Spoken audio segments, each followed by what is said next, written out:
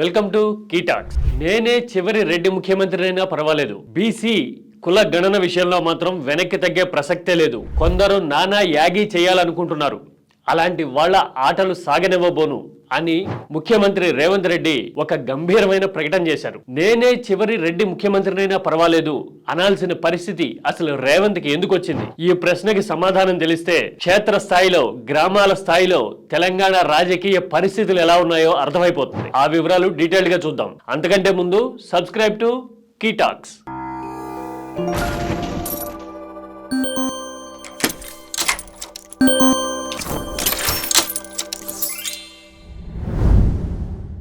తెలంగాణలో కాంగ్రెస్ అధికారంలోకి వచ్చిన తర్వాత, రేవంత్ రెడ్డి ముఖ్యమంత్రి అయిన తర్వాత గ్రామాల్లో రాజకీయ ముఖచిత్రం మారిపోయింది. పరిపాలనలోనూ పరిస్థితుల్లోనూ రెడ్డి వర్గాల జోక్యం పెరిగింది అనే అభిప్రాయం తెలంగాణ వ్యాప్తంగా పెరుగుతూ ఉంది. 10 ఏళ్లుగా అధికారంలో లేకపోవడం, కాంగ్రెస్ కి సహజ సిద్ధంగా ఉండే కొన్ని లక్షణాల ప్రభావం, అన్నిటికీ తోడు రెడ్డి సామాజిక వర్గ రాజకీయ నాయకుల నేపథ్యం, ఇవన్నీ కలిసి గ్రామాల్లో ఒక కొత్త తరహా రాజకీయ వాతావరణానికి కారణమవుతున్నాయి. 10 ఏళ్లుగా తెలంగాణ ఒక విభిన్నమైన రాజకీయ వాతావరణంలో ఉంది. రాజకీయంలో కూడా వెలమ సామాజిక వర్గ ప్రత్యక్ష ప్రమేయం గ్రామ స్థాయిలో తక్కువగా ఉండడం వల్ల ప్రభుత్వానికి సంబంధించిన ఏ కార్యకలాపాల్లో అయినా స్థానిక నేతలు, వివిధ వర్గాలు, వర్ణాల వాళ్ళు ఎక్కువగా కనిపిస్తూ ఉండేవాళ్ళు. ఒకవేళ ప్రభుత్వం మీద వ్యతిరేకత గానీ, లేకపోతే ప్రజల్లో ఆగ్రహం గానీ, చర్చ గానీ జరుగుతూ ఉన్నా గానీ అదంతా కూడా విభిన్నమైన మార్గాల్లో డిస్పర్స్ అయిపోతూ ఉండేది. కానీ తెలంగాణలో కాంగ్రెస్ అధికారంలోకి వచ్చిన తర్వాత,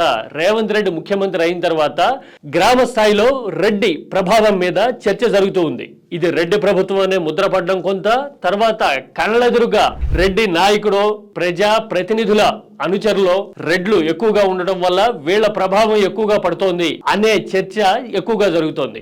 దీనికి తోడు రైతు భరోసా లాంటి విషయాల్లో, పథకాల విషయంలో, ఇచ్చిన హామీల విషయంలో తడబడుతున్న పరిస్థితులు, ఇవన్నీ ఒకదానికొకటి జమయ్యి ఇప్పుడు క్షేత్రస్థాయిలో విభిన్నమైన చర్చ జరుగుతూ ఉంది. ఇలాంటి సమయంలో అగ్నికి ఆజ్యం పోసినట్టు కొత్తగా వచ్చిన ఈ బీసీ జనాభా గణన అనేది అసంతృప్తుల్ని, ఆగ్రహాన్ని పెంచుతూ ఉంది. అందుకోసమే నేను బీసీల కోసం నిలబడుతున్నాను, బీసీల కోసం మహాత్యాగం చేస్తున్నాను, కాంగ్రెస్ పార్టీ గాని నేను గాని కట్టుబడి ఉన్నాం బీసీల సంక్షేమం కోసం అని చెప్పడానికి రేవంత్ రెడ్డి ఒక అస్త్రంగా నేనే చివరి రెడ్డి ముఖ్యమంత్రి అయినా పర్వాలేదు అనే మాట వాడారు. ఈయననే ఆఖరి, ఈయననే చివరి, ఈయననే మొదటని, నాకేం పర్వాలేదు, ఆఖరి అయినా పర్వాలేదు అంటే నేను మీ అందరి కోసం, బడుగు వర్గాల కోసం త్యాగం చేయడానికి సిద్ధంగా ఉన్నాను, త్యాగం చేస్తున్నాను అనే అభిప్రాయం కల్పించాలన్నది రేవంత్ రెడ్డి ఉద్దేశం. పనిలో పనిగా ఇంకొన్ని లెక్కలు కూడా చెప్పారు. నేను లెక్కలు మార్చాలని అనుకుంటే గనక రెడ్లు 5% కంటే తక్కువ ఉన్నారు అని ఎందుకు చెప్తాను